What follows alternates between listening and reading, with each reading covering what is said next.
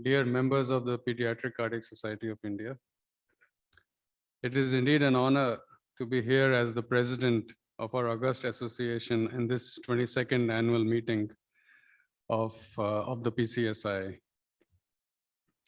In 2022, as in 1999, when the PCSI was set up, the PCSI still remains an equal platform for its constituents, which is the cardiac surgeons, the pediatric cardiologists, the intensivists, and anesthetists. And it is to the credit of the platform as well as the constituent members that this continues to be the case. Many other organizations have been set up as combined organizations and have separated out, but the PCSI remains as a common platform for all people looking after children's hearts. And that is a great thing.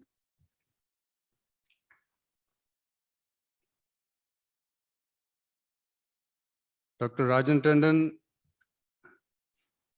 was the father of this PCSI, and he conceptualized it in 1998, and it came into being in 1999. However, being here takes my memory back to the time when I was first interacting with Dr. Rajan Tandon, which was many years before the PCSI actually came into being. And this was actually when I was an intern. When I was an intern in the sweltering heat of New Delhi, I used to go to the cardiac clinic just because of my fascination for cardiac murmurs. And I used to go to his chamber in the clinic. He had an air-conditioned chamber, which was an attraction in Delhi in the summers. And also it was completely soundproof chamber, if people who from that time would remember. And he had that huge double tube Rappaport Sprague stethoscope, which he would evaluate, and he would give diagnosis basically based on murmurs, ECG, and X-ray. Echo was not that well established then. Cardiac catheterization was done, but basically the diagnosis was by far clinically derived. And so my fascination with the stethoscope took me to Dr. Rajan Tandon's clinics, and I would look for this continuous venous hums of TAPVCs that he would pick up, and probably I would imagine them more than I could hear them, but it was truly fascinating. That same fixation for the stethoscope continues even today, and I find that I am auscultating my postoperative patients more than my cardiologist does to look for any residual defects, and I actually lay more precedence to a systolic murmur if it's there or not. And a cardiologist may say there's a VSD, but if there's no systolic murmur, I'll say it doesn't really matter. So that habit remains.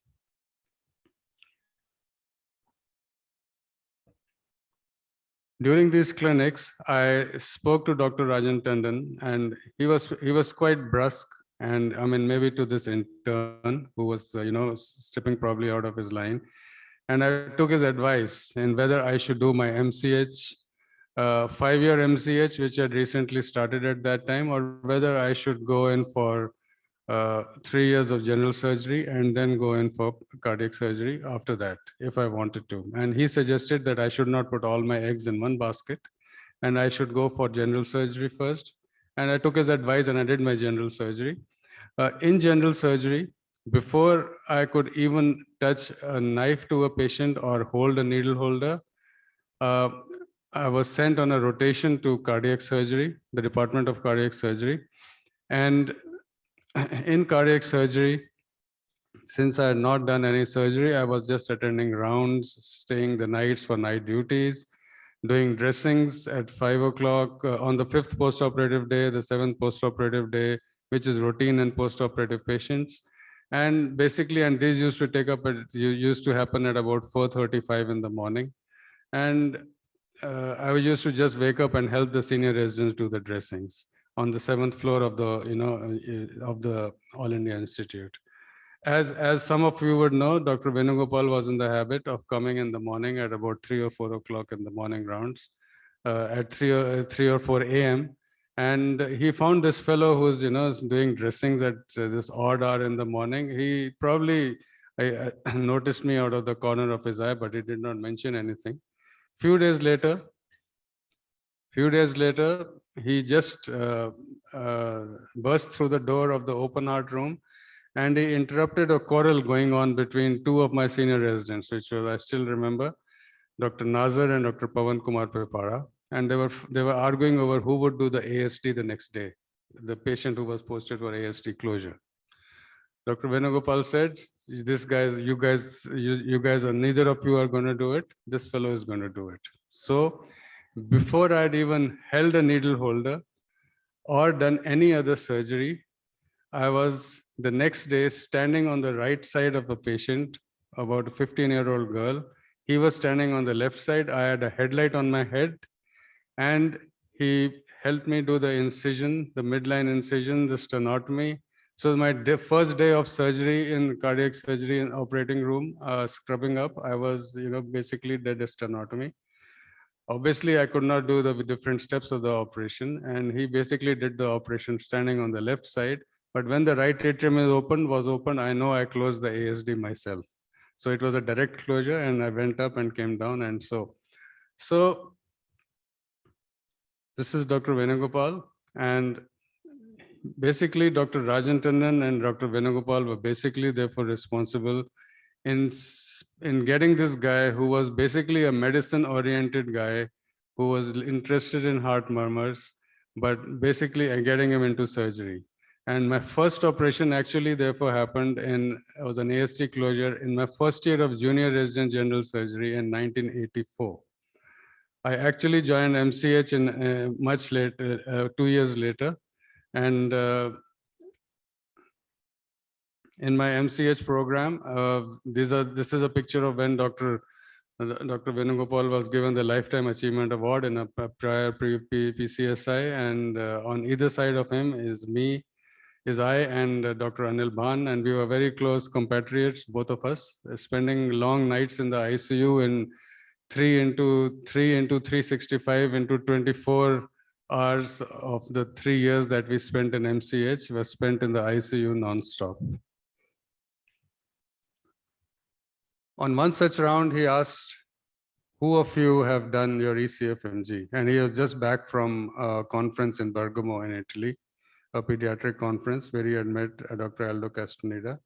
And I was the only guy who had done ECFMG. And he said, "Okay, you fill up these papers and you send them to Boston Children, Dr. Castaneda's address." And so a fellowship was set up, a fellowship in Boston Children, followed by one with Dr. Subramanian in Miami, Florida. He had trained himself with Dr. Subramanian in Buffalo.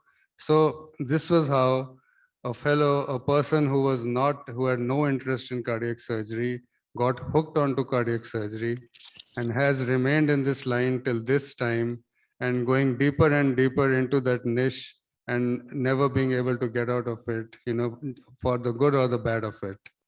So that's how one particular individual got into this line. And I'll tell you the relevance of this a little later, in my view.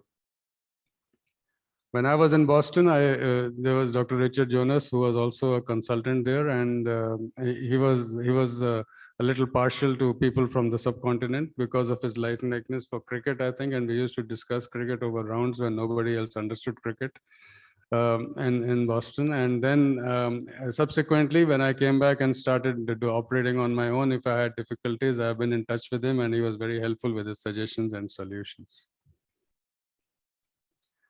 Back in 1991, I got back into the All India Institute, and these are the faculty members who were there at that time: Dr. Venugopal, Dr. I.M. Rao, Dr. Babadas, Dr. Iyer, Dr. Balram, Dr. Sampath, and I am deeply indebted to all of them for all my development that happened once I was back, because basically my learning actually happened when I got back from the fellowship. And I got back and became a consultant, and that is when I basically started learning pediatric cardiac surgery, which I had observed in these two fellowships. The pediatric cardiology faculty were Dr. Tandon was there, Dr. Srivastava was there, Dr. Kothari, Dr. Anita Saxena, and my very good friend, Dr. Juneja. Dr. Juneja had recently joined there, and basically, we were very reluctant to call Dr. Kothari and Madam every night because we always suspected the shunts getting blocked. So ultimately, it fell on Dr. Juneja, and he became really good at echocardiography, I think, thanks to us in the beginning, because the first time he said it, he diagnosed an SVC flow as a patent shunt, but the shunt was blocked. But after that, his diagnosis was always very spot on. So this was the Department of Pediatric Cardiology, and I'm indebted to all the members of this department for my development in this line.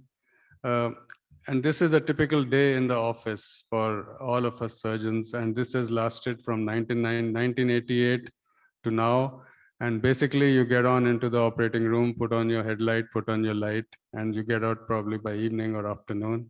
And that's what constitutes a typical day for a surgeon. Now, as Devashish told, Dr. Devashish said, I've had the fortune or misfortune, whichever way you might take it.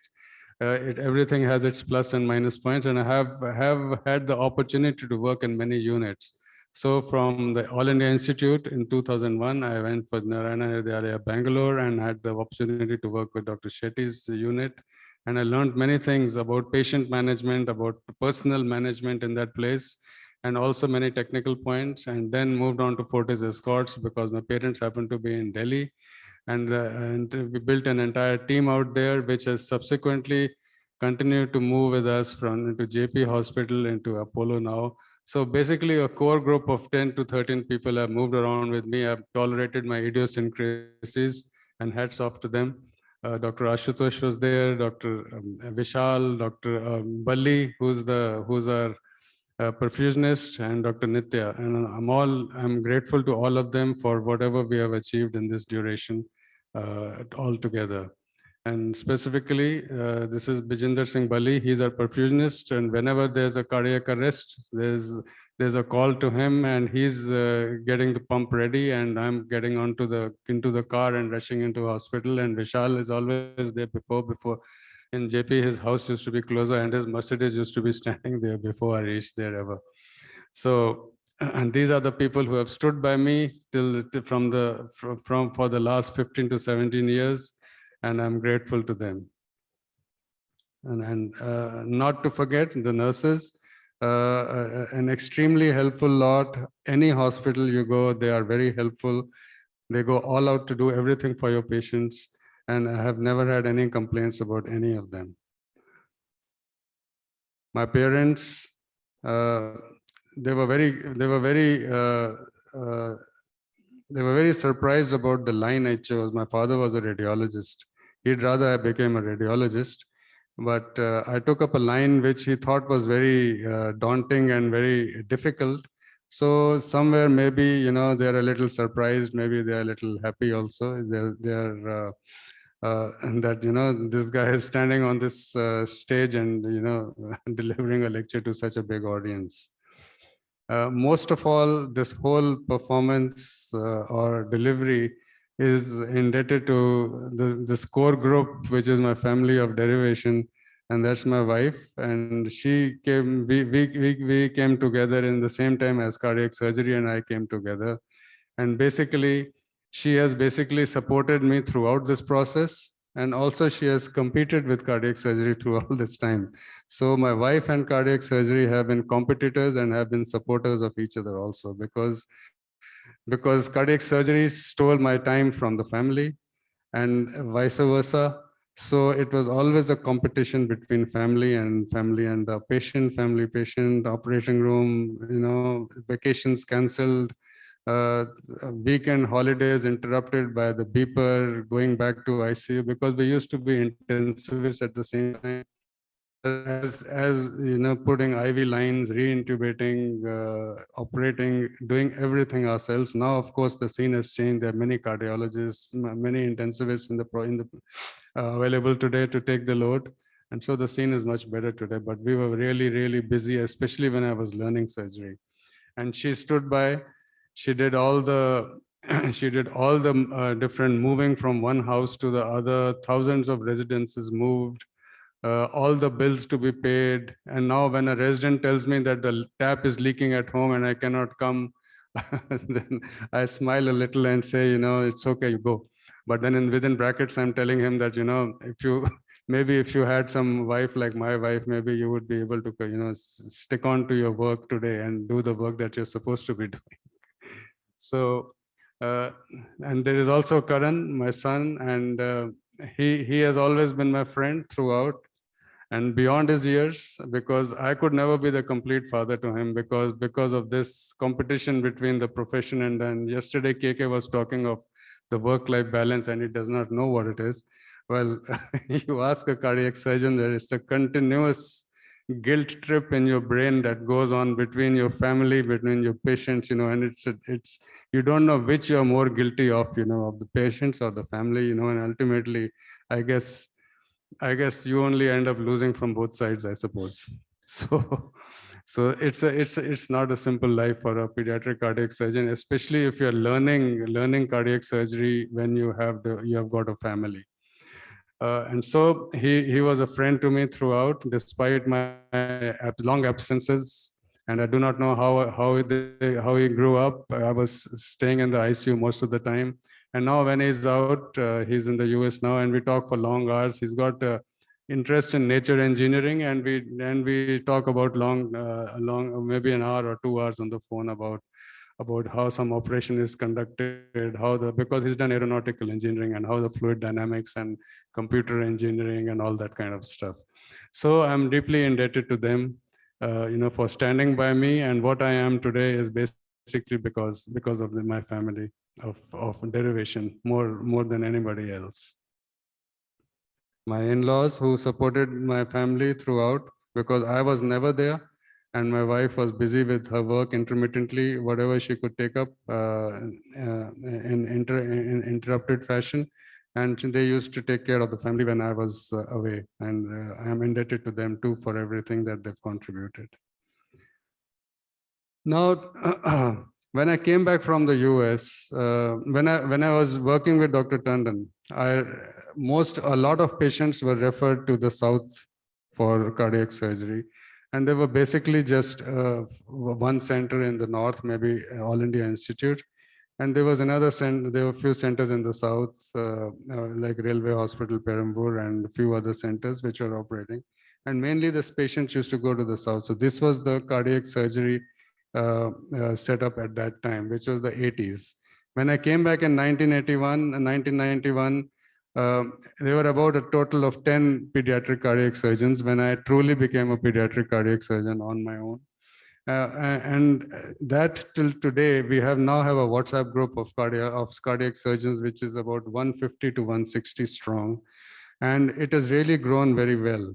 However, as we know very well, the demand of the specialty is much more. We require to be doing so many more operations, but we do only about 23,000.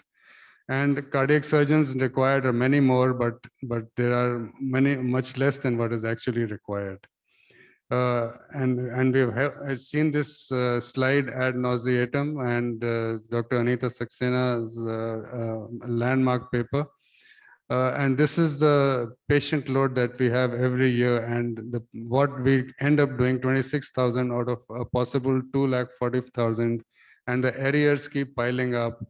And in this situation, we actually need to be building up our resources, building up manpower, building up infrastructure.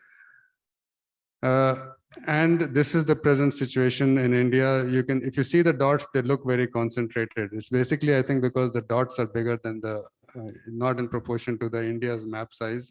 But if you see the middle of India, it's basically vacant except for the Satya Sai Institute in Raipur, which is doing landmark work. And yet there is a big vacuum in Central and East India. In the middle of this, when there is so much requirement, there comes this. And this is an absolute shocker. If you see this,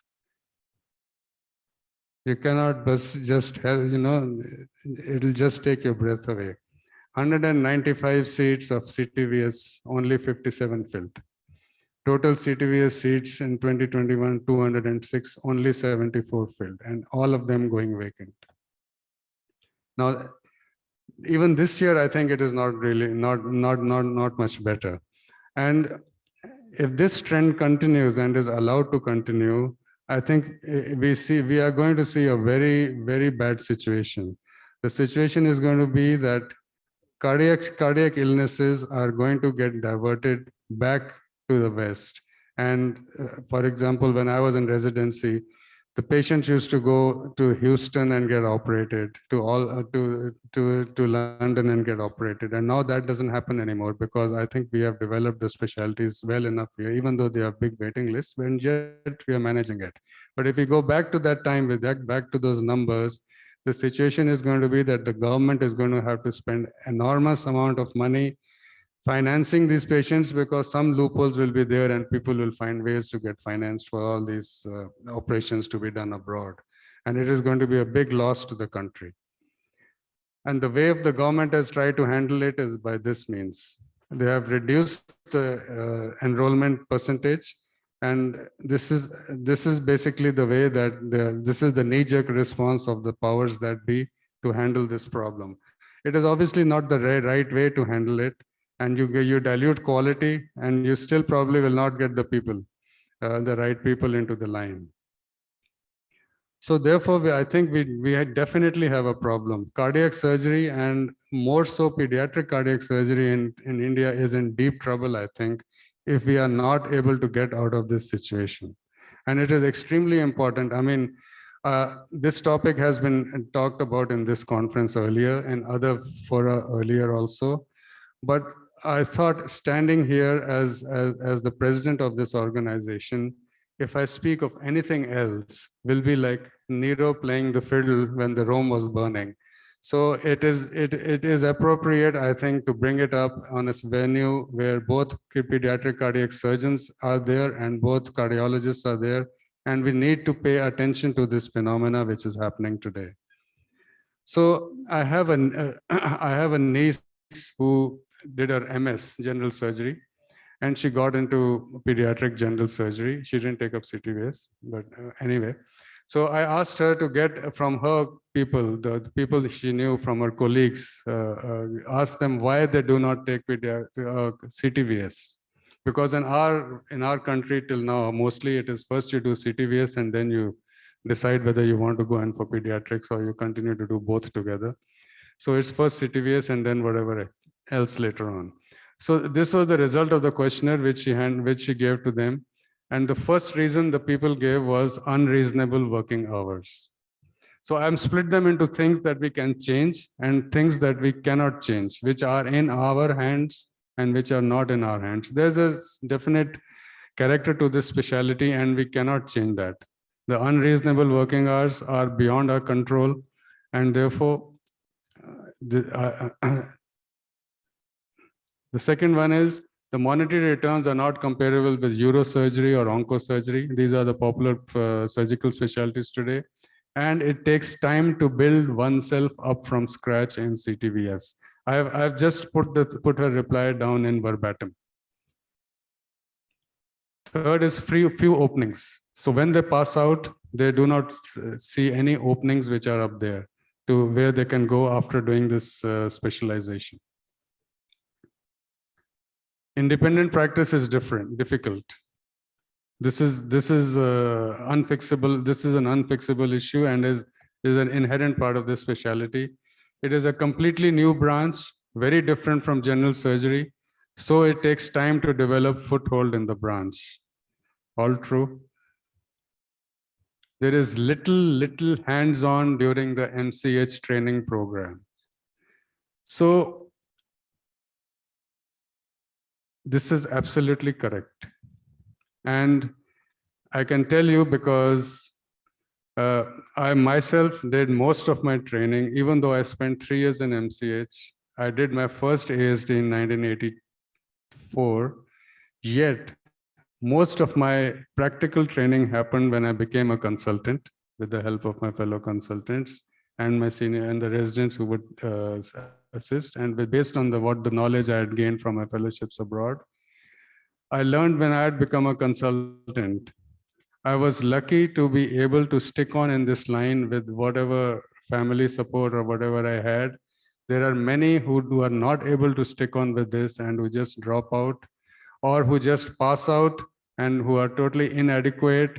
And if you don't get a job anywhere, or if you get a job in a corporate setup and you cannot deliver, then it's a big problem, because you have got a degree and you cannot do the operation reliably. So it's an issue.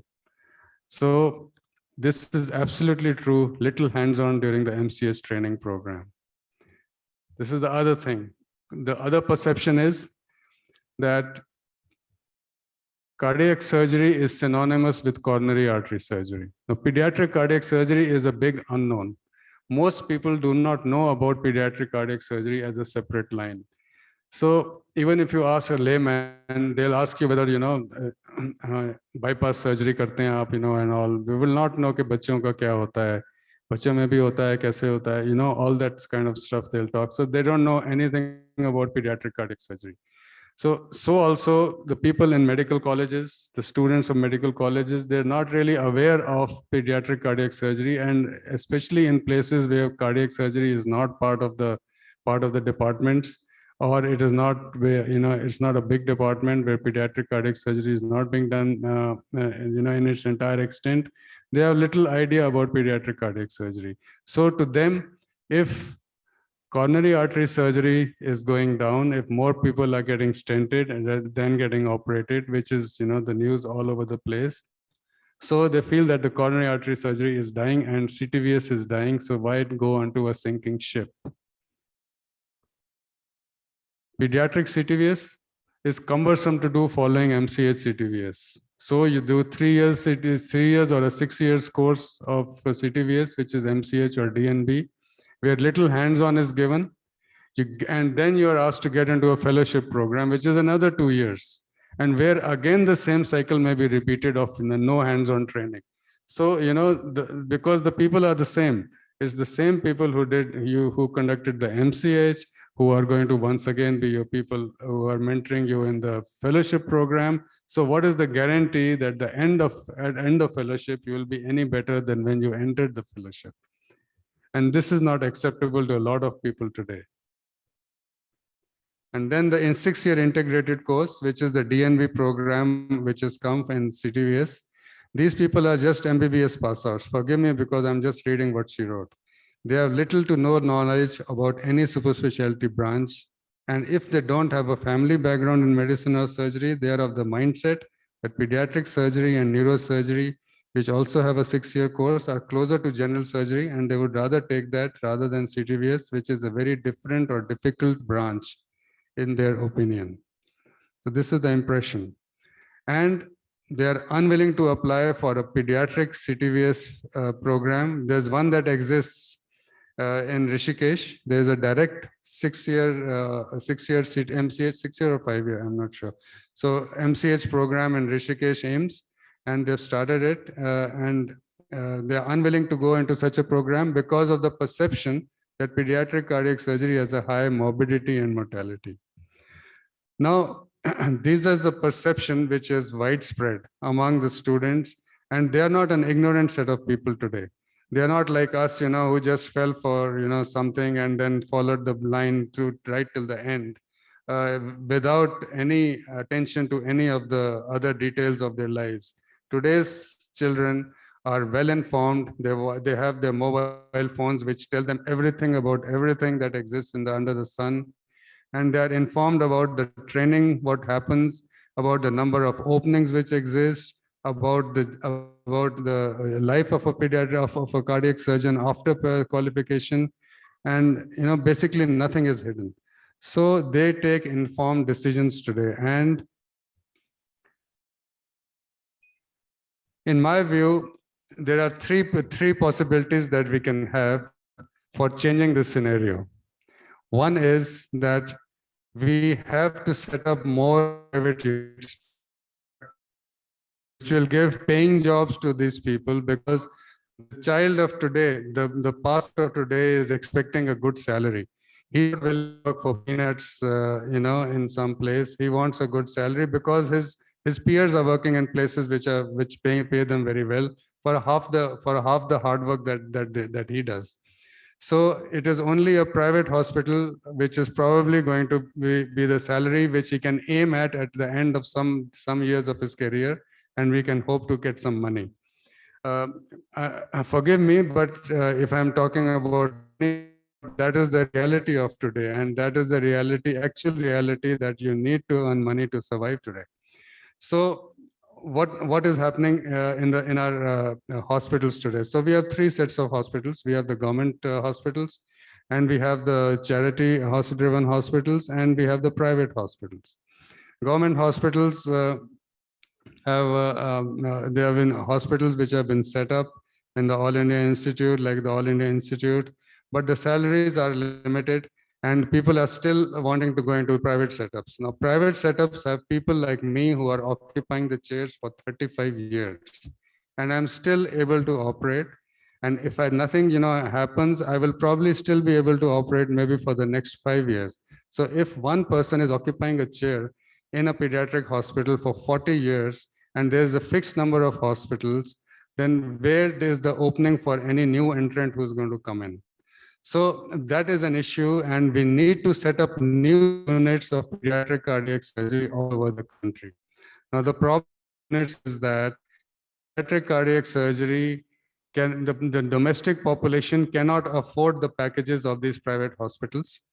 The government schemes are there, but the government schemes support only the packages they offer are not acceptable to the private hospitals, so they do not take up these these schemes. Even if they do take up, they do not end up making a profit, and it is not an incentive for them to set up more units. Therefore, they basically rely on international clientele, and international clientele also hospitals are competing for international clientele, and it is also being limited because countries want to do the operation in their own countries because it is cheaper for them. So basically, that's not a long-term solution. So we need to tap into our 240,000 reservoir of patients, which is the strength of this specialty. It is a boon for the specialty that we have so many patients, we have so much supply, we have so much demand that needs to be met. One of the biggest problems has been that for the last 75 years of our country, we do not have medical insurance covering the middle class. All the government schemes, they cater to the lower socioeconomic status, and whenever you have a middle class type of salary, you are not eligible for these schemes. And unless you do some irregular means and you get a card or something, but that's not the right way to do it. So medical insurance prohibits the entry of children with congenital lesions into their purview, as if there were some other species, as if they are not human beings. And this problem has to be addressed. If we do not address this problem, this domino effect has already reached our specialty of people not coming in. So patients are not getting operated. We took up, and when we started, when we office this executive board, and we have achieved a small degree of success, and I'll come to it in later. The other thing is that I think we need to have a separate specialization in pediatric cardiac surgery. This has to be a separate program after the MBBS. MS today is basically a laparoscopic subject, and more procedures are getting done laparoscopically. This is not relevant to CTVS today, and therefore we say that a person is going to general surgery and learn cutting and stitching, and therefore he should know stitching first and general surgery and then come into cardiac surgery. I'm not sure that's true. How many of us are going to be doing robotic cardiac surgery? So an MCH in pediatric cardiac surgery right after MBBS is a possibility and needs to be encouraged, and we need to watch how Rishikesh does, because Rishikesh is a path burner in this line. I used to be opposed to this concept, but I am absolutely for it right now.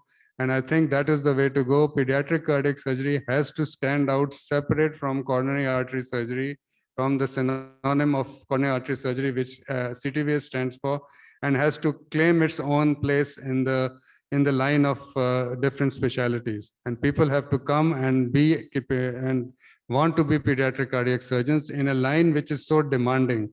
And we have to create hospitals in this which cater to pediatric cardiac surgery, by getting health insurance into this scheme.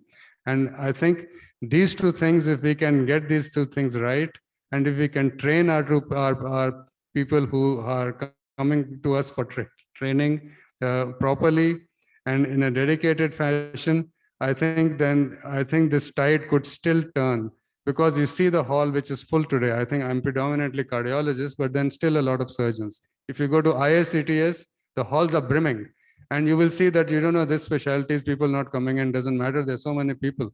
But you wait for 10 years, 20 years down the road, when the next generation comes, then this number is going to start dwindling. And then there'll be no mentors. It's going to be a disaster situation. So I think the time to act is now. The thing to do is to catch them young. So recently I was doing a TAPVC, and this child was from Ludhiana, and the mom, as the mom's brother, that's one of them, this kid standing there is the mom's brother, and he's doing MBBS somewhere. And that's the other one is his friend. They asked me, can we watch the operation? My usual response would have been, no, if you were not related, maybe I would have allowed you. I said, what the hell. So this whole thing was there, about this people not getting into our line. So I said, let me take this thing differently. So I said, okay, you come in. I pretended to be a little reluctant, but I asked them to change and come in, and they watched the operation. Now, see how I got hooked into this line. A person who was basically a medicine man, whose brain was basically medicine oriented, getting hooked onto surgery.